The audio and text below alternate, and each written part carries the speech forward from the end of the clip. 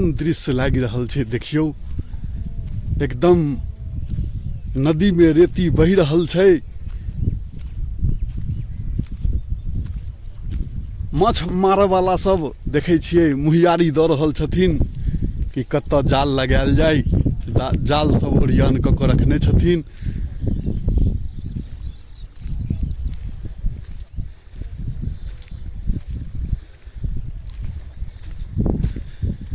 दुनू छड़की में पानी सटि गेल छलैया। जँ बढ़तै आइ राति से नहीं घटतै तो बड़ा विकट समस्या छलै किसान के लेल। खास कऽ बड़ा भयावह दृश्य छै देखियो।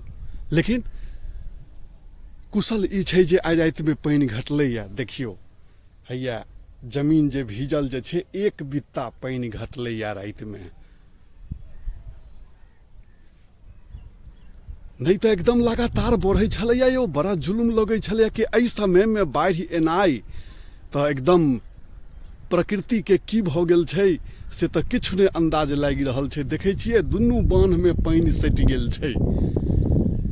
ई खिरोई नदी के दृश्य देखा रहल छी हरिहरपुर के।